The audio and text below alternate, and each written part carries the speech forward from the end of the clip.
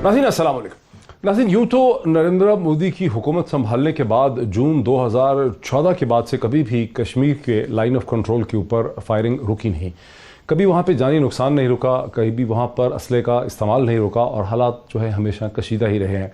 लेकिन गुज़िश्ता चंद दिनों से लाइन ऑफ कंट्रोल पे जिस किस्म की शेलिंग हो रही है, जिस किस्म का आर्टिलरी का इस्तेमाल हो रहा है, जिस तरह से पाकिस्तानी साइड पे आज़ाद कश्मीर के जो सिविलियन पॉपुलेशन है उसको बेदरेक टारगेट किया जा रहा है, खा उसमें शादी हो, घराना हो, कुछ हो, उसे देखते हुए पाकिस्तान फ़ॉरेन ऑफिस के ज़राए जो हैं उनका ये कहना है कि ऐसा लगता है, और ये मैंने इस पर खासी बहस की है फ़ॉरेन ऑफिस के लोगों से, वो ये कहते हैं कि ऐसा लगता है कि जो कुछ लाइन ऑफ कंट्रोल पे हो रहा है ये अब एक रूटीन एक्टिविटी नहीं है बल्कि ये कोई ग्रैंड डिज़ाइन है। इसी पेश नज़र ऐसा लग रहा है कि आज पाकिस्तान के मिलिट्री जनरल बाजवा जो हैं उनकी लीडरशिप में पाकिस्तान के को कमांडर्स की एक मीटिंग हुई जिसमें इसी सूरत हाल का अफगानिस्तान की सूरत हाल का रहा, लेकिन फोकस जो है वो कश्मीर की सूरत हाल और लाइन ऑफ कंट्रोल के ऊपर रहा है। हिंदुस्तान की एक्टिविटीज़ में उस वक्त ज़्यादा तेज़ी आई जब पाकिस्तान ने अब से चंद दिन पहले एक डोसियर 13 तारीख को एक डोसियर जो है वो दुनिया के सामने रखा, पाकिस्तानी मीडिया के सामने रखा। उस डोसियर को पाकिस्तान ने P5 कंट्रीज़, अक़वाम मुत्तहिदा, यूनाइटेड नेशन के साथ, उनके मंदूब के साथ और उसके अलावा OIC के रिप्रेजेंटेटिव और भी बहुत से की कंट्रीज़ के साथ इस डोसियर को शेयर किया गया। इस डोसियर में पहली दफ़ा पाकिस्तान फ़ॉरेन ऑफिस ने, पाकिस्तान के इदारों ने, ISPR की DG ISPR उस डोसियर की मीटिंग में शामिल थे। मुकम्मल तफसीलात और डिटेल्स दी जिसमें हिंदुस्तान के मुख्तलिफ जो इंटेलिजेंस ऑफिसरान हैं उनके नाम लिए गए, उनकी प्लेसमेंट बताई गई, जो बैंकिंग ट्रांजैक्शंस की गई हैं पाकिस्तान में हिंदुस्तान से उनका बताया गया। ये बताया गया कि हिंदुस्तान में 21 बेस कैंप्स एग्जिस्ट करते हैं, टोटल 80 से ज़्यादा कैंप्स हैं ट्रेनिंग के, जिसमें से 21 हिंदुस्तान में और तकरीबन 66 जो हैं वो अफ़गानिस्तान में एग्जिस्ट करते हैं। ये भी बताया गया कि कैसे हिंदुस्तान के इंटेलिजेंस ऑफिसर, एक नया नाम भी हमारे सामने आया कर्नल राजेश की शक्ल में, जो काबुल से बैठ के इस पूरा साल में उन्होंने बहुत सी मुलाकातें और मीटिंग्स की, जिसका मकसद ये था कि पहले तो TTP के जो स्प्लिंटर ग्रुप्स थे उनमें आपस में एक इत्तेहाद करवाया गया और उसके बाद ये कोशिश की गई, किसी हद तक कामयाब भी हुई है कि जो बलोच इंसर्जेंट ग्रुप हैं जैसे BLF है, BRA है, BLF है, उनमें और इन TTP के जो सेगमेंट्स हैं इनके दरमियान में एक इत्तेहाद करके एक कंजोर्शियम बनाया जाए टेरर आउटफिट्स का, जिसका मकसद है कि पाकिस्तान के 3 बड़े शहरों में कराची, लाहौर और पेशावर में हमले किए जाएं। की पर्सनैलिटी जिसमें उलमा शामिल हैं उनको असैसिनेट करने का प्लान भी इसमें शामिल था। ये तमाम तफसीलात जो हैं दुनिया के साथ शेयर की गई हैं, बहुत ही तफसील से चीज़ें छप चुकी हैं, इसमें मीडिया पर बहुत बहस हुई। इसके बाद हिंदुस्तान की तरफ से नए इल्ज़ामात नगरोटा डिस्ट्रिक्ट कश्मीर के हवाले से लगाए गए हैं। ख़ुद हिंदुस्तान ने भी, वहाँ के फॉरेन सेक्रेटरी ने भी P5 कंट्रीज़ के जो एनवॉयज़ हैं उनको ब्रीफ करने की कोशिश की है। ये वो सूरत हाल है जिसमें आज की ये डिस्कशन हमारी टेक प्लेस कर रही है। मुझे इस वक्त ज्वाइन कर रहे हैं पाकिस्तान के एक्स फॉरेन सेक्रेटरी जनाब रियाज खोखर साहब, जो बहुत से ममालिक में पाकिस्तान के सफ़ीर रह चुके हैं, चीन में रह चुके हैं, भारत में रह चुके हैं, अमेरिका में रह चुके हैं। मेरे साथ रहीमुल्लाह यूसुफ़ज़ई साहब हैं जो पाकिस्तान के प्रोमिनेंट जर्नलिस्ट हैं। अफगानिस्तान के हवाले से शायद ही किसी ने इतना लिखा और इतना मुस्तनद उनको समझा गया और जितना रहीमुल्लाह यूसुफ़ज़ई साहब हैं। और मेरे साथ पाकिस्तान के प्रोमिनेंट डिफेंस एनालिस्ट जनाब जनरल रिटायर्ड जवान साहब भी मेरे साथ मुझे इस डिस्कशन में ज्वाइन कर रहे हैं। रियाज खोखर साहब, पाकिस्तान फ़ॉरेन ऑफिस ने और ISPR ने, पाकिस्तान की हुकूमत ने एक अनयूजुअल स्टेप उठाया 10 दिन पहले जब 13 तारीख को पाकिस्तान ने पहली दफ़ा इतनी मुकम्मल, मरबूत और डिटेल्ड इंफॉर्मेशन जो है हिंदुस्तान की टेरर रिलेटेड एक्टिविटीज़ की और पाकिस्तान में सैबोटाज करने की, पाकिस्तान को डिस्टेबलाइज करने की उसके सामने रखी। आप क्या समझते हैं, इसका इम्पैक्ट हुआ क्या है? देखिए, बात यह है कि फॉरेन ऑफिस ने और DG ISPR और जो इदारे इन्वॉल्व हैं उन्होंने बहुत अच्छी ये एक्सरसाइज की है और इसकी पहले से ही बहुत अशद ज़रूरत थी। अब सवाल ये है कि देखिए एविडेंस वगैरह तो कलेक्ट कर और जो उन्होंने कोलेट किया है ये बहुत इम्प्रेसिव है। अब सवाल सिर्फ इतना ये है कि इसका इंटरनेशनल कम्युनिटी में क्या इम्पैक्ट होगा। आप यूनाइटेड नेशन में जाएंगे, वहाँ पर प्रेजेंट करेंगे, OIC में और जो भी ऑर्गेनाइजेशन, ह्यूमन राइट्स काउंसिल में भी ये FATF है, वहाँ भी प्रेजेंट किया जा सकता है। مگر سب دیکھیے دنیا بڑی اس وقت انفارچونیٹلی بہت ضرورت سے زیادہ ریئل پالیٹک میں انوالوڈ ہے، اور اس وجہ سے مقصد یہ ہے کہ چاہے ملک اس ایویڈنس کو مان لیں، میں لیٹس سے آرگیومنٹ سے اگر لوگ مان بھی لیں، میری نظر میں فرینکلی یہ برا نہ منائے، اس کا اس طرح کا کوئی امپیکٹ نہیں ہوگا. کوئی ملک ہندوستان کے خلاف آسانی سے موو نہیں کرے گا. اب دیکھیے ٹرمپ کے زمانے میں تو ریاض خوخر صاحب، لیکن اس کا تو فارن آفس کو اور پاکستان کی حکومت کو بھی اس کا احساس ہے کہ کوئی بھی P5 کنٹری اقوام متحدہ بھارت کے خلاف کھل کے پوزیشن نہیں لے گا. پاکستان کے فارن منسٹر نے بھی کہا تھا بریفنگ میں یہ کہ ہمیں اس کا احساس ہے کہ ایک ریال پالیٹک ہے، کمرشل انٹرسٹ ہیں، بھارت کی ریچ ہے، ان کا ایک سائز ہے، ان کی امپورٹنس ہے، کنیکٹیوٹی ہے. لیکن ایک تو بہت بڑا فرق یہ پڑے گا کہ خود پاکستان کے اندر بہت سے طبقے ایسے ہیں جو یہی سمجھتے رہے ہیں کہ بھارت کی جو ہم الزامات لگاتے ہیں، یہ ہم شک کا اظہار کرتے ہیں مختلف دہشت گردی کے پیچھے، جیسے فاٹا میں ہوتا رہا، بلوچستان میں ہوتا رہا، کراچی میں ہوتا رہا، تو یہ ہم ویسے ہی کہہ دیتے ہیں. پہلی دفعہ یہ ہوا ہے کہ ہم نے ایویڈنسز پرووائڈ کیے ہیں کہ MQM کے کتنے ٹریننگ کیمپ تھے، ان کو کتنے پیسے ملے ہیں، بلوچستان میں کتنے پیسے ملے، یعنی جو 22 ارب روپیہ جو ہے جو ہم نے اس کی ڈیٹیل دی ہے اس ڈوسیے میں، اس میں سے تقریباً 18.5 ارب روپیہ تو بلوچستان کے ملیٹنٹس کو اور انسرجنٹس کو ملا ہے، اور 2.5 ارب روپیہ جو ہے وہ TTP کے سپلنٹر گروپس کو ملا ہے، اور ½ ارب روپیہ جو ہے ½ بلین وہ الطاف حسین گروپ کو ملا ہے. تو پاکستان کے اندر تو کم از کم اب لوگوں کو یقین آ جانا چاہیے کہ کیا معاملات ہیں.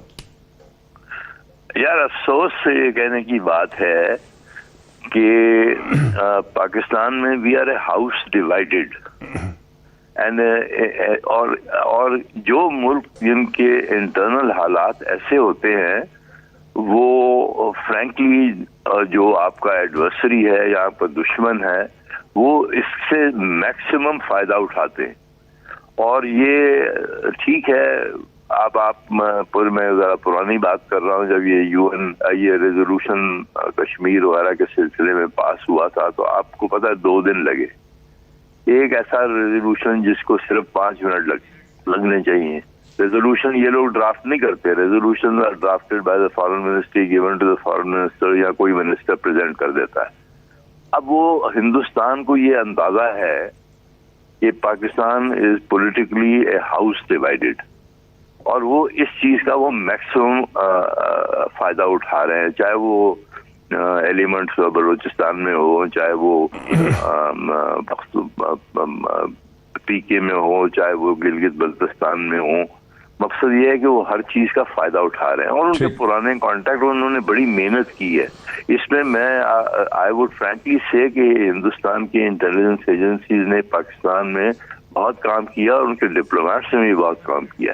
اب افسوس کی چیز یہ ہے صحیح کہ آپ اپنے لوگ، it's not a question of convincing your own people. اب ٹھیک ہے، کچھ you will always find we are like an instrument, we are like a band which is out of. اچھا، بڑا زبردست آپ کا موقف آیا سامنے، ذرا مجھے اس میں لانے دیجیے، اس میں جنرل صاحب کو بھی لانے دیجیے، رحیم اللہ یوسف صحیح صاحب بہت ہی کوئکلی یہ بتائیے گا کہ کیا آپ بھی ریاض کھوکھر صاحب سے ایگری کرتے ہیں کہ پاکستان کی پالیٹی اور پالیٹکس اتنی بری طرح سے ڈیوائیڈڈ ہے، اور پاکستان کے اندر اس قسم کے بہت سے ایلیمنٹس ہیں جن سے ہندوستان کو بہت زیادہ مدد ملتی ہے، پاکستان ایک سالڈ نیریٹو بھی شیپ نہیں کر سکتا؟ جی بالکل، مجھے کافی حد تک ان سے اتفاق ہے، اور ہمارے ہاں سیاسی مسئلے بے شمار ہیں، سیاسی طور پر ہم مستحکم نہیں ہیں، اور یہ حکومت اور اپوزیشن کے جھگڑے، اور پھر ہمارے ہاں علاقائی مسئلے بھی ہیں، اور کچھ تنظیمیں بھی ایسی ہیں جو کام کر رہی ہیں، حالانکہ جو ان کا ایک نیریٹو ہے وہ بالکل پاکستان کے خلاف ہے. لیکن دیکھیں اس کے باوجود جو ادارے ہیں وہ اپنا کام کر رہے ہیں. اگر ان کے پاس مضبوط شواہد نہ ہوتے تو وہ اس طرح اس کو پیش نہ کرتے. جو ہمارے وزیر خارجہ نے اور DG ISPR نے پریس کانفرنس کی ڈوزیر بنایا، اس کو پھر آگے اس کو تقسیم بھی کیا، اس کا مطلب یہ ہے کہ ان کے پاس ناقابل تردید شواہد ہے. پھر دوسری بات یہ کہ آپ یہ دیکھیں کہ یہ تو بالکل ہی جو ہم کہتے ہیں نا یہاں پاکستان میں کہ پاکستان از obsessed with انڈیا، انڈیا ہمارے سر کے اوپر سوار ہے، اور ہم بڑا انڈیا اسپیسیفک ہماری پالیسیز ہے. میرے خیال میں ان کو بھی احساس ہونا چاہیے. بالکل صحیح ہے, ہمیشہ یہاں کہا گیا. اس کی وجوہات ہے. ایک اور بات جو میں کرنا چاہوں گا, یہ بلوچستان میں آپ نے جو بھی ذکر کیا ابھی, یہ 18 ارب جو ہیں انہوں نے وہاں لگا دیے. اس کا مطلب یہ ہے کہ توجہ بہت زیادہ بلوچستان کے اوپر ہے. ٹھیک ہے, ٹی ٹی پی کو بھی دیا ہے, M Q M Altaf group کو بھی دیا ہے, لیکن بلوچستان خاص ان کا نشانہ ہے. اور وہ پھر افغانستان کے راستے بھی اور خود انڈیا کے راستے, اور پھر جو یورپ میں اور کچھ اور ملکوں میں بلوچ سیپریٹسٹ لیڈرشپ موجود ہے, ان سے بھی جو ان کے رابطے ہیں. تو یہ ہمیں سمجھنا چاہیے کہ بلوچستان میں جو ان کی سرمایہ کاری ہے اور جو مداخلت ہے وہ ہمارے لیے ایک بڑا خطرہ ہے. اچھا, اب میرے ساتھ رکیں. میں کم از کم ناظرین آپ کی تھوڑی سی وضاحت کی کر دوں کہ جو 22 ارب روپے کا میرے فکر کی بات کی ہے, شاید پروڈیوسر صاحب نے اس کا چارٹ بھی بنایا وہ دکھانے کے لیے, کیونکہ ڈوس میں بھی ہم نے دیکھا تھا. یہ 22 ارب تو وہ ہیں جو ہم نے کنفرم ٹرانزیکشنز پچھلے چند سالوں میں دیکھی ہیں, جس میں سے 18-18.5 ارب روپے جو ہیں وہ بلوچستان کے انسرجنٹس میں بانٹے گئے ہیں. لیکن یہ 22 ارب نہیں ہے, کیونکہ ایک دوسرا فگر بھی ہے جو انڈیکیٹ کرتا ہے کہ جو سی پیک کو سبوتاج کرنے کے لیے سیل بنایا گیا ہے, جس کی کہ ہندوستانی وزیر اعظم خود ان کو رپورٹ کرتا ہے. وہ سیل را کے ہیڈ کوارٹرز میں وہ سیل ہے, لیکن اس کا ڈھانچہ اس قسم کا ہے کہ وہ اس کی رپورٹنگ فائنلی جو ہے وہ پرائم منسٹر آف انڈیا تک ہے. اس سیل کو اب تک کم از کم 80 ارب روپیہ جو ہے دیا گیا ہے. یہ ایک ایسا سیل ہے جس نے 700 گوریلاز یا کمانڈوز یا آپریٹو جو ہیں وہ اس نے ٹرین کیے ہوئے ہیں, اور اس کے اندر را کے بہت سے آفیسرز جو ہیں وہ اس سیل کو ڈائریکشن دیتے ہیں. باقی آپریٹو افغان ہیں یا پاکستانی اوریجن کے آپریٹو ہیں. جنرل صاحب, میں آپ کی طرف آتا ہوں. جیسے یہ فورن آفس نے پہلی دفعہ, جو فورن آفس ایک کوشس ادارہ ہے, اس نے ایک لفظ استعمال کیا, میری جو ڈسکشنز ہوئی ہیں, کہ ایل او سی پہ جو کچھ اس وقت ہو رہا ہے وہ روٹین ایکٹیویٹی سے ہٹ کے ہے. یہ ایک گرینڈ ڈیزائن نظر آتا ہے. ہندوستان نے پہلی دفعہ بہت بھاری قسم کا اسلحہ بھی وہاں پہ لا کے اکٹھا کیا ہے. سنائپر فائر بھی کرتے ہیں, وہ ٹارگٹ بھی کرتے ہیں, اور ہماری لمیٹیشن یہ ہے کہ ہم ان کی طرف پاپولیشن چونکہ کشمیری ہے, مسلمان ہے, ہم اس کو ٹارگٹ نہیں کر سکتے. وہ ہماری مسلمان کشمیری پاپولیشن, آزاد کشمیر, اس کو ٹارگٹ کرتے ہیں. آپ کو کیا سمجھ آ رہی کس قسم کا گرینڈ ڈیزائن یہ ہو سکتا ہے؟ Thank you Moeed. دیکھیے, میں پہلی ایک بات پہ کامنٹ کر دوں. ایک تو یہ ہے کہ انٹیلیجنس ایجنسیز نے بہت اچھا کام کیا اور ایسی ایویڈنس کلیکٹ کی ہے جس کو کلیکٹ, کولیٹ اور اینالائز کرنے کے بعد ایک سالڈ ایویڈنس کے طور پہ ایک ڈوسیز کی صورت میں حکومت وقت نے باہر بھیجا. یہ صرف انٹیلیجنس ایجنسیز کا نہیں ہے, it is stamp of government of Pakistan. House divided ہم ضرور ہیں, لیکن باہر جو نیریٹو ہوتا ہے یا جو اسٹیٹڈ پوزیشن ہوتی ہے وہ گورنمنٹ آف دا کنٹری کی ہوتی ہے. اپوزیشن کی اسٹیمپ اس میں ہونا ضروری نہیں ہوتی ہے. تو باہر وہ نیریٹو بکے گا جسے پرائم منسٹر عمران خان کی حکومت اسٹیمپ کرے گی, اور ہم اسے کتنا ریلیجسلی پرسو کرتے ہیں, یا انٹرنیشنل جو انوائرمنٹ ہے, جیو پالیٹکس یا ریال پالیٹکس جس کی آپ بات کر رہے تھے, اس میں وہ کتنی فٹ بیٹھتی ہے دیکھنا یہ ہے. اپوزیشن کی اسٹیمپ ہونے کی ضرورت نہیں ہے. ہندوستان سے زیادہ میں کہوں گا ہندوستان ڈیوائیڈڈ نہیں ہے, فریگمنٹڈ کنٹری ہے. اس میں اس وقت جتنی ڈویژن ہے, جتنی وہاں پہ انسرٹینٹی ہے مائنورٹیز کے لیے, وہ صرف ہندوؤں کا ہندوستان ہے. اب نہ وہ سکھوں کا ہے, نہ کرسچنز کا ہے, نہ دلت کا ہے, نہ آسامیز کا ہے, نہ سیون سسٹر جھارکھنڈ اسٹیٹ جنہیں ہم کہتے ہیں, نہ ان کا ہے. تو اتنی فریگمنٹڈ سوسائٹی کے اندر ہماری وہ ریچ کیوں نہیں ہے؟ ہمارے 80 ارب جو ہے وہاں پہ یا 80 کروڑ وہاں پہ وہ کام کیوں نہیں کر سکتے جو ہندوستان ہمارے ملک میں کر رہا ہے؟ فریگمنٹڈ تو ہندوستان ہے, لیکن جنرل صاحب یہ تو فورن آفس کے ذرائع یہ بات مانتے ہیں کہ جس قسم کا سرمایہ, پیسہ, لیکوڈیٹی ہندوستان کے پاس ہے, ان کا سائز دیکھیں, ان کی اکانومی کا سائز دیکھیں, ان کی لارج کارپوریشنز جو فائنینس کرتی ہیں ورلڈ وائڈ, ان کے تھنک ٹینکس کو, یونیورسٹی میں ان کے سیٹس کو, ان کے پاس پاکستان کو ڈی اسٹیبلائز کرنے کے لیے جس قسم کی فائنینشیل ریسورسز ہیں, ان کی جو ریچ ہے, پاکستان کی اکانومی کی حالت تو گزشتہ کئی برس سے بہت پتلی ہے, اور یہاں پر اس چیز پہ توجہ بھی نہیں دی گئی. تو پاکستان تو, اور پھر انہوں نے پاکستان کے اندر بھی بہت پینیٹریٹ کر لیا. یہاں بہت سے ذرائع ایسے ہیں, این جی اوز ہیں, میڈیا کے لوگ ہیں, اوپینین سرکلز ہیں, جن میں ہندوستان نے بہت ڈیپ. جی میں اس کو نہیں مانتا معید. بات یہ ہے کہ اگر ہم 180 ارب کی میٹرو, 140 ارب کا ایئرپورٹ, 70 ارب کی میٹرو ملتان میں, 70 ارب کی یہ, تو کیا ہم اپنی سلامتی کے لیے 70 ارب روپے اسپیئر نہیں کر سکتے؟ بات فائنینشیل سپریورٹی کی اگر ہوتی یا بڑی اکانومی کی ہوتی تو 1947 سے لے کر ہندوستان کا سائز ہم سے اتنا ہی بڑا رہا ہے، اس کی اکانومی کا سائز بھی ہم سے بڑا ہی رہا ہے، اس کی آرمڈ فورسز کی اسٹرینتھ ہم سے زیادہ ہی رہی ہے ہمیشہ سے، ایسی بات نہیں ہے۔ لیکن یہ جو اب ہم دیکھ رہے ہیں یہ پہلے کیوں نہیں ہوتا تھا، میں صرف اس کو یہیں پہ چھوڑتا ہوں۔ اب بات آپ نے کی اس لیے کہ افغانستان کی اسپیس ان کے پاس نہیں تھی، 9/11 سے پہلے ان کے پاس ایک سپیس نہیں تھی جہاں سے وہ انفلٹریٹ کرتے۔ 9/11 کے بعد ان کو امریکہ نے ایک سپیس دے دی افغانستان کے اندر جہاں سے انہوں نے بلا دریغ اپنے آپریشنز کو آرگنائز کیا۔ معید سپیس کریٹ کی جاتی ہے، مانگی نہیں جاتی۔ ہمارے پاس وسائل ہیں، ریچ ہے، ہم ایسی بہت ساری سپیسز کریٹ ہو سکتی ہیں اور ہماری رسائی بھی وہاں تک ہو سکتی ہے جب ہم چاہیں گے۔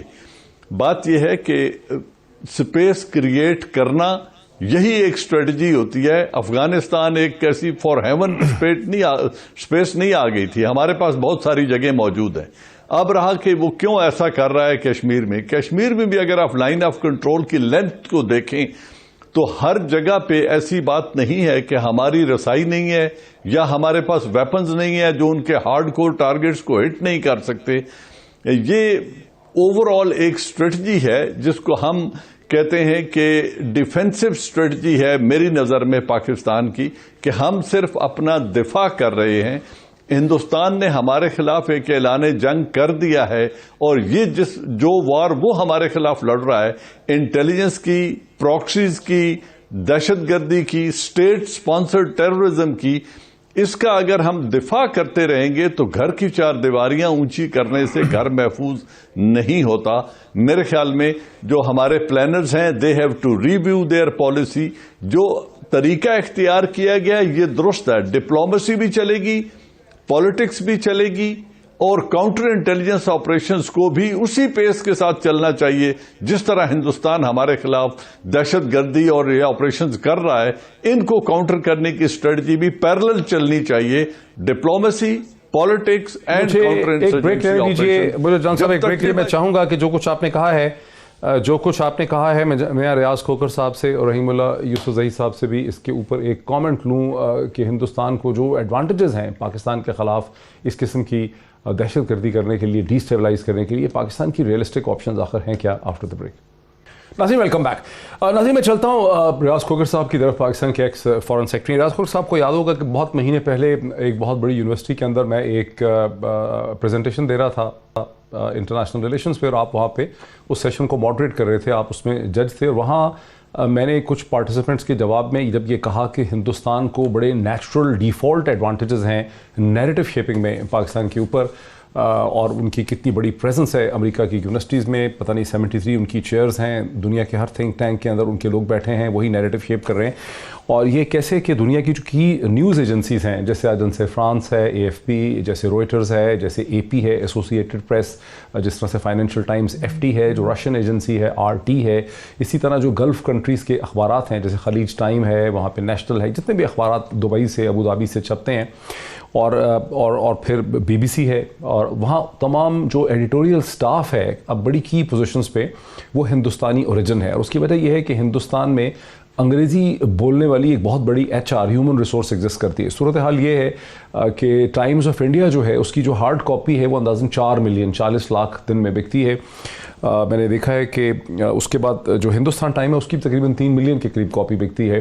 ہندو جو چھوٹا اخبار ہے نسبتاً اس کی بھی 1.5 ملین سے زیادہ بکتی ہے، اور سارے اگر انگریزی کے اخبار ڈالیں تو دن میں تقریباً 10 ملین 1 کروڑ سے زیادہ ہارڈ کاپی بکتی ہے۔ پاکستان کا جو سب سے بڑا انگریزی اخبار ہے وہ 50,000 کاپی ہارڈ میں دن میں 50-60 ہزار سے زیادہ بیچتا نہیں، کلیم بھی نہیں کرتا، شاید اس سے کم کرتا ہوگا، جس کی وجوہات یہ ہیں کہ 400 ملین سے زیادہ ہندوستانی اس وقت فیس بک کے اوپر ہیں، تقریباً 30 سے 50 ملین جو ہے وہ ٹویٹر استعمال کرتے ہیں، اور 1.2 بلین جو گوگل پہ لوگ ہیں اس میں بہت بڑی تعداد میں ہندوستانی ایگزسٹ کرتے ہیں۔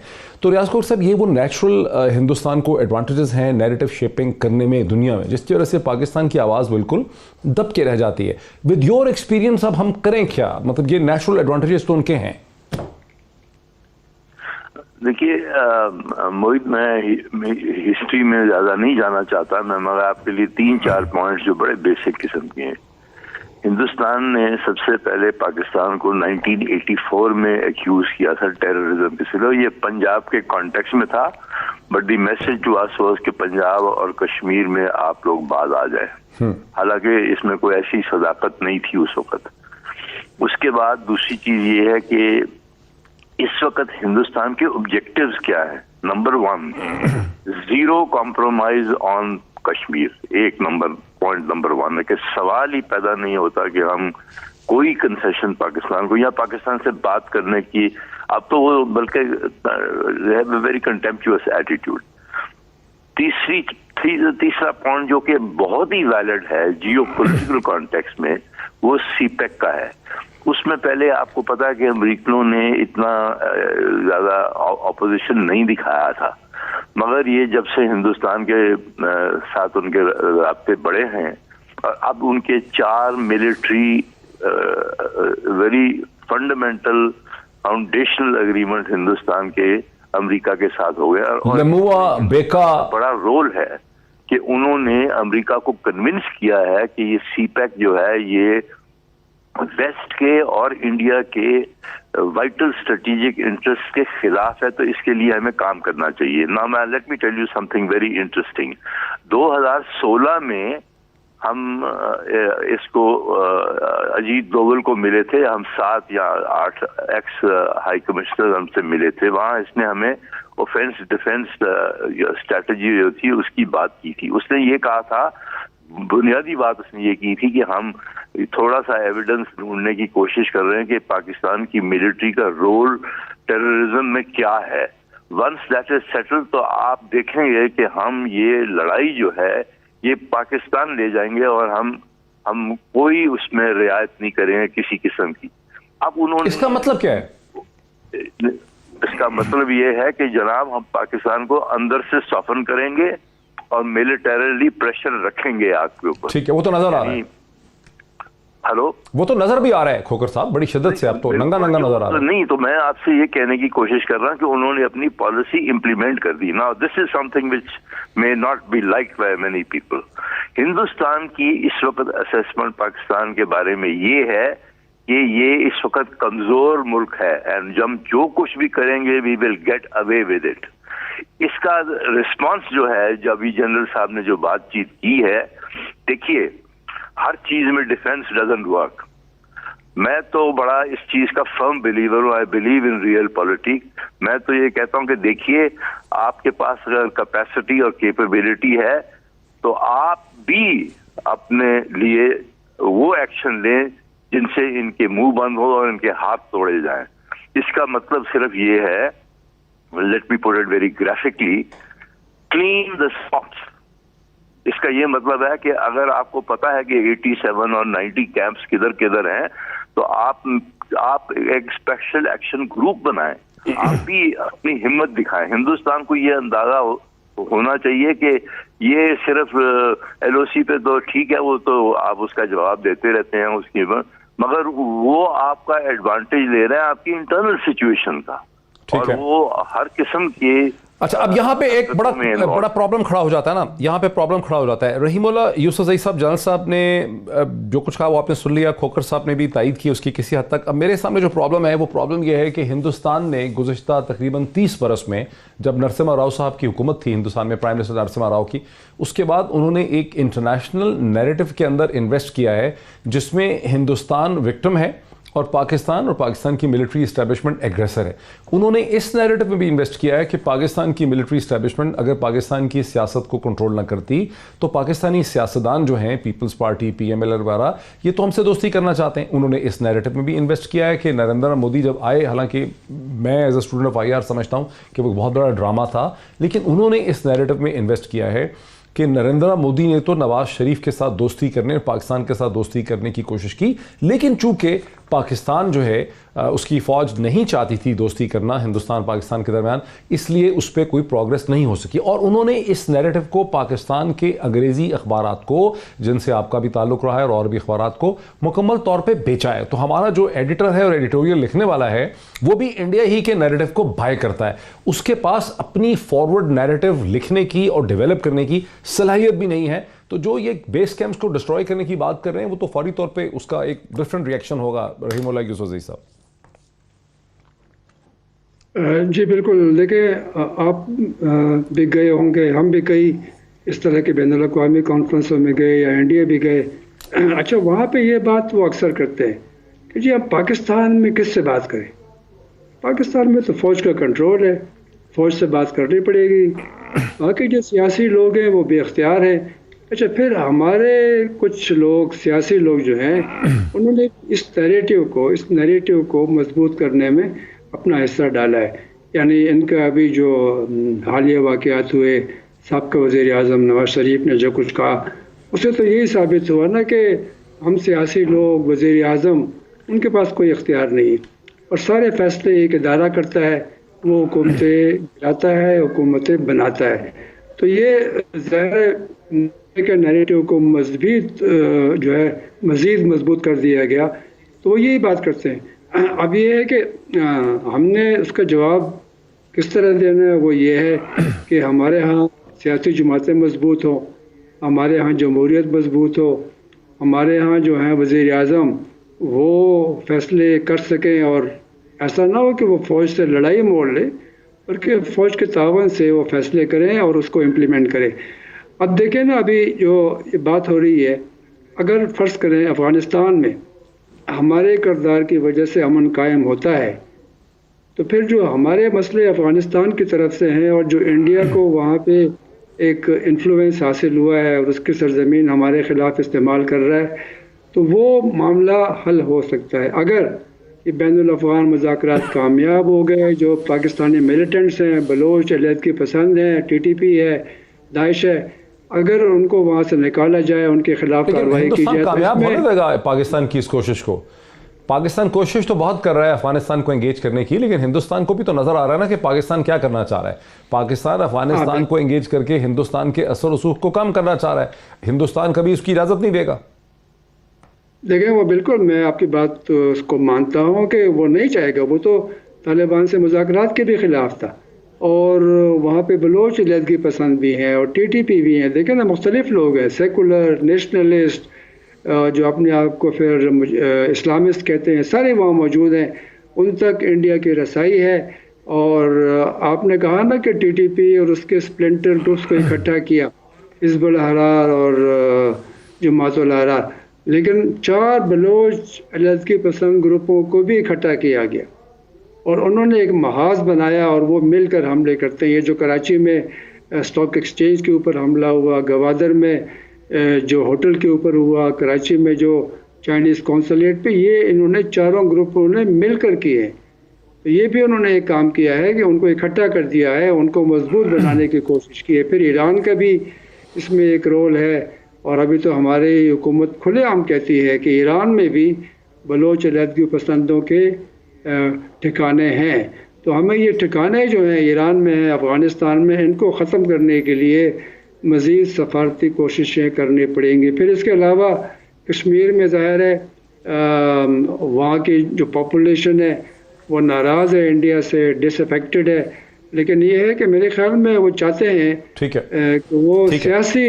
ٹھیک ہے, ذرا جان صاحب کو آنے دیجیے, ذرا جان صاحب کو آنے دیجیے اس میں, جان صاحب کو آنے دیجیے. جان صاحب کو اس میں آنے دیجیے. جان صاحب, جو مسلم مائنڈ ہے ابھی بھی 21ویں صدی میں, اور پاکستان کا ظاہر ہے جو مسلم مائنڈ ہے وہ دیکھتا ہے چیزوں کو فزیکل سینس میں. ہندوستان کے پاس 90 کی آغاز میں, آج سے 30 سال پہلے بھی فزیکل فورس بہت تھی, لیکن انہوں نے ایک خوبصورت جال بچھایا جس میں انہوں نے دنیا کو یہ یقین دلایا کہ ہم معصوم ہیں, ہم پاکستان کے وکٹم ہیں, پاکستان اور اس کی فوج اور اسٹیبلشمنٹ اور ISI ہمارے خلاف جو ہے ایگریشن کر رہی ہے, ہم برداشت کر رہے ہیں. اسی سارے ٹائم پیریڈ میں اب ہمارے سامنے ایویڈنس آ رہی ہے, پچھلے 20 برس کی میسو ایویڈنس اب ہمارے سامنے آ رہی ہے کہ کیسے وہ منہ سے امن کرتے رہے جو پرانے زمانے میں ہمارے باپ دادا کہتے تھے, اور ساتھ ہی انہوں نے بغل میں چھری رکھی ہوئی تھی, اور وہ کیسے افغانستان سے انہوں نے کتنی بڑی انویسٹمنٹ کی ہے جس کی ایویڈنس ہمارے سامنے آ رہی ہے. پاکستان میں ایسی کھوکھلی پولیٹیکل سیاسی کلاس پیدا کی 1985 کے بعد جو کسی چھوٹے سے شہر کے میئر سے آگے کی دماغی صلاحیت یا انٹلیکچوئل کیپیبلٹی نہیں رکھتے تھے. ان کے معاملات صرف دکان کے کریانہ کے چھوٹے موٹے کاروبار شکل کرنے والے تھے. جب 2008 کے بعد اس سیاسی لیڈرشپ کو پاکستان رن کرنے کا موقع ملا تو تو پاکستان کے اسٹریٹجک جو معاملات تھے وہ بہت خراب ہو گئے. وہ چیز اب آپ کو دل میں تارے نظر آ رہے ہیں. اب وہ دیکھیں جو اسٹیٹمنٹ دے رہے ہیں ایاز صادق صاحب سے، جو اسٹیٹمنٹ دلوائی بہار کے الیکشن سے پہلے، تو اس میں کوئی تھوڑی ذمہ داری بھی قبول کرنی پڑے گی. اگر یہ جرم ہو چکا ہے تو پھر اس کا کفارہ کیا ہے؟ پھر اس کے کفارے کا سوچیں. کیونکہ جو بات ابھی ہم کر رہے ہیں، جب آج کے پرائم منسٹر نے جو ابھی بھی سیریس نہیں ہے، پرائم منسٹر ہے، پولیٹیکلی نہیں صحیح، مورلی بات سن لیں. عمران خان نے جب نریندر مودی کو یہ پیغام دیا کہ آپ ایک قدم اٹھائیں تو میں 2 قدم اٹھاؤں گا، آئیں جنگ نہیں ہے، بات چیت سے مسائل کا حل تلاش کرتے ہیں، کیا اس کا ہندوستان سے ریسپانس بات چیت کی صورت میں آیا؟ کیا اس کا کوئی ڈپلومیٹک یا پولیٹیکل ریسپانس آج تک ہندوستان سے آیا ہے؟ بلکہ اس کا ریسپانس تو وہ ہے جو ابھی ریاض کھوکھر صاحب کہہ رہے ہیں. That's what I am seeing کہ انہوں نے گالی دی، پھر انہوں نے کشمیر کے اوپر اگر زیرو ٹالرنس ہے اور اگر offensive defensive low intensity conflict اور ٹیررزم کرنی ہے اور وہ اب اعلانیہ وہ جنگ ہمارے اوپر ویج کر چکے ہیں، تو کیا اب ہم کسی نیریٹو کے منتظر ہوں گے؟ نیریٹو بیچے نہیں جاتے. افغان جو ریزسٹنس فورسز ہیں انہوں نے اپنے نیریٹو کی وجہ سے کامیابی حاصل نہیں کی 1,40,000 ٹروپس کے اگینسٹ، دنیا کی موسٹ ماڈرن آرمیز کے اگینسٹ. انہوں نے اپنے ریزالو سے کامیابی حاصل کی ہے. ہندوستان جب نیریٹو بیچتا رہا ہے جس کی آپ بات کر رہے ہیں، وہ with the absence of evidence بیچتا رہا ہے. ہم ایویڈنس کے ساتھ جا رہے ہیں. ہم کلبھوشن یادو جیسا مونکی پکڑ کے اپنے پاس بٹھا کے اس کی کنفیشن سٹیٹمنٹس لے کے جا رہے ہیں. ہم بینک کی ٹرانزیکشنز کا ریکارڈ لے کے جا رہے ہیں. ہم تو ان کو رنگے ہاتھوں ایویڈنس لے کے دنیا کے پاس جا رہے ہیں، لیکن پھر بھی دنیا یہ ایویڈنس نہیں مانے گی باوجود، and we all know it. دونوں محترم مہمان بھی جانتے ہیں، ہمارے ویورز بھی جانتے ہیں کہ ہماری پذیرائی کیوں نہیں ہوگی. جب ایویڈنس کے باوجود پذیرائی نہیں ہونی تو پھر کیوں نہیں ہوگی، اسی کا تو مسئلہ ہے. اور کیا کرنا ہے اس پہ مزید بات کرتے ہیں ایک بریک کے بعد. میرے ساتھ رہیے ناظرین، دلچسپ اور بہت اسی حاصل بحث ہے، اس کو جاری رکھتے ہیں ایک بریک کے بعد. ریاض کھوکھر صاحب کی طرف آتا ہوں. ریاض کھوکھر صاحب دیکھیں، جان صاحب تو ایک بہادر آدمی کے طور پہ توپ، گولا اور بندوق اور بہادری اور ڈٹرمنیشن کی ٹرمز میں بات کر رہے ہیں. میں آپ کو یہ یاد دلاؤں گا کہ پاکستان میں 2008 کے بعد ایک ایسی لیڈرشپ آئی جو در حقیقت جس قسم کی پاکستان کے چیلنجز تھے ان کو سمجھنے سے بالکل یعنی وہ ناقص تھی، وہ سمجھ نہیں سکتی تھی. اس کے کیپیبلٹی میں، یہ ریلم آف پاسبلٹی میں تھا ہی نہیں جس قسم کی لیڈرشپ جو ہے سیاسی پاکستان میں آ کے فیصلے کرنے لگ گئی کہ اتنا بڑا ایک ملک 200 ملین کا، اس کے nuclear country, one of the important Muslim country, Hindustan جیسا دشمن، تو وہ ان پیچیدہ مسائل کو سمجھنے میں بالکل ناکام ہو گئی. اور ابھی جو انڈین اسٹیبلشمنٹ ہے، مجھے یہ لگتا ہے as a serious student of federation کہ ہندوستان کی اسٹیبلشمنٹ واز ویری کلیور. انہوں نے بڑا انویسٹ کیا، انہوں نے سمجھا کہ یہ بڑے کمزور لوگ ہیں. ابھی میرے ہاتھ میں ایک ہندوستان کے ایکس ایمبیسڈر ہیں وویک کاجو، جن سے یقینی طور پہ آپ واقف ہوں گے، افغانستان کے حوالے سے رہے ہیں. انہوں نے وائر میں ایک پیس لکھا ہے، وائی پاکستان's dossier on Indian terrorism is ultimately a damn squib. اس میں ان کا سینٹرل آرگومنٹ یہ ہے کہ جی نریندر مودی نے تو طاقت میں آنے کے بعد، پاور میں آنے کے بعد پاکستان کو بڑی سچے دل سے، سنسیئرٹی سے انگیج کرنے کی کوشش کی. وہ لاہور میں نواز شریف صاحب کی شادی پہ آ گئے، لیکن اس کے بعد پاکستان کی فوج نے پٹھان کوٹ کر دیا. جب ہم اس کو غور سے دیکھتے ہیں تو مجھے یہ چیز سمجھ آتی ہے کہ اس پورے ٹریلر کا بنیادی مقصد یہ تھا کہ نواز شریف، جن کو ظاہر معاملات کی انڈرسٹینڈنگ نہیں تھی، ان کے اور ان کی ملٹری اسٹیبلشمنٹ کے درمیان میں شدید قسم کے شکوک جو ہیں وہ پیدا کیے جائیں. اور نواز شریف صاحب نے اس کے بعد یہ سوچا کہ میں کوئی ماؤ زے تونگ یا انور سادات ہوں اور میں کوئی ہسٹری کا بڑا رول ادا کرنے والا تھا وہ شادی میں بلا کے اس کو مودی کو، اور میری فوج نے میرا راستہ روکا ہے. تو وہ اتنے کلیور ہیں. This is what I am putting to you. تو اس قسم کی لیڈرشپ کے ساتھ آپ کیسے چلیں گے آگے sir? Very good point. I made look at the options you have today. اور جو ان کی جو نئی پود ہے وہ ان کے بارے میں بھی میں کچھ زیادہ نہیں کہنا چاہتا، but we know what their limitations are. سوال دیکھیے، بات یہ ہے، آپ ڈپلومیسی میں ہم پوری کوشش کر رہے ہیں. آپ کے ایمبیسڈر جو ہیں یو این میں، جنیوا میں، ہر جگہ جہاں بھی ہیں دے آر ایکٹیو. مگر یہ کام صرف ایمبیسڈروں سے نہیں ہوتے. پرائم منسٹر کو چاہیے جہاز پکڑے اور جا کر جناب ایٹ دا ہائیسٹ لیول لوگوں سے ملاقات کرے. فارن منسٹر کو چاہیے. آپ مجھے یہ بتائیے کہ فارن منسٹر اس وقت پچھلے 3-4 महीने में कितनी जगह गए हैं। वो तो कोविड की वजह से कहीं गए ही नहीं मेरा ख्याल है। आप जरा डिप्लोमेसी जो है जरा ईरानियन से देखिए, उसने जहाज पकड़ा पाकिस्तान पहुंच गया, उसने जहाज पकड़ा वो बर्लिन पहुंच गया, उसने जहाज पकड़ा वो पेरिस पहुंच गया। ऐसे देखिए, मकसद ये है कि दूसरी चीज ये रिसोर्सेज की भी बात है।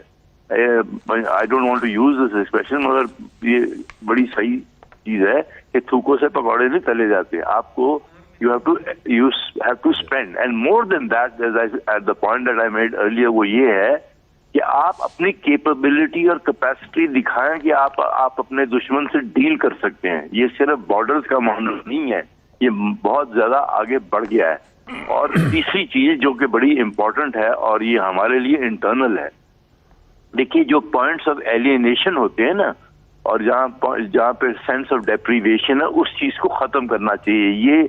ये फौज का काम नहीं है, ये आपके पॉलिटिशियंस का काम है। हम पॉलिटिशियंस को बहुत इंपॉर्टेंस देते हैं और बहुत उनके बारे में बात भी करते हैं, मगर वो उनकी क्या कंट्रीब्यूशन है इस चीज में कि उन्होंने बलूचिस्तान के मामले को तय करने की कोशिश की है, उन्होंने केपी में ये जो कुछ भी हो रहा है। क्विक रिस्पॉन्स, ठीक है, मुझे जरा 2-3 मिनट मेरे पास है। और रहीमुल्लाह यूसुफ साहब, क्विक रिस्पॉन्स, क्विक कमेंट। ये मैं तो ये कहूँगा कि देखें, बलूचिस्तान में जो मसाइल हैं उनको हल करने के लिए पिछली हुकूमत ने, डॉक्टर अब्दुल मालिक जब वज़ीर आला थे, उन्होंने कोशिश की थी और वो लंदन भी गए थे और वहाँ बातचीत शुरू भी हो गई थी। तो ये सिलसिला जो है ख़त्म नहीं होना चाहिए, बातचीत करनी चाहिए। कुछ नाराज़ लोग ऐसे हैं जो बातचीत करने को तैयार हैं, लेकिन वो समझते हैं कि हुकूमत जो है, सियासी हुकूमत के अलावा फ़ौज से भी उनकी बात होनी चाहिए। और इसके अलावा एक और जो मसला है वो मैं इसका ज़िक्र करूँगा कि ये जो हिंदुस्तान में सिख जो हैं, सिखों की जो पॉपुलेशन है, तो ये भी हमारे पास अगर हालात ख़राब होते हैं, पहले भी यानी वो भी नाराज़ हैं, कुछ लोग उनमें से नाराज़ हैं, तो क्या वो उनको हम अपने करीब ला सकते हैं? हमें इस तरह भी ज़ाहिर है कि वो जिस तरह बात की जनरल साहब ने ऑफेंसिव तो यही है फिर कि आप उनके भी फॉल्ट लाइंस जो हैं उनकी निशानदेही करें और उसको जनरल साहब से ले लेते हैं कमेंट, सिर्फ 2 मिनट है। जनरल साहब, your quick comment. Ji general साहब, योर लास्ट वर्ड। जी, मेरे ख्याल में जिन 3 चीजों की तरफ रियाज खोखर साहब ने निशानदेही की थी, उन तीनों से दस्तबरदार होना हमारी ऑप्शन नहीं है। हम न कश्मीर से दस्तबरदार हो सकते हैं, न as a sovereign state CPEC और चाइना के साथ अपने स्ट्रेटेजिक ताल्लुकात को दस्तबरदार हो सकते हैं, न हम डिफेंसिव एलआईसी के लिए सिर्फ दिफा ही करते रहेंगे।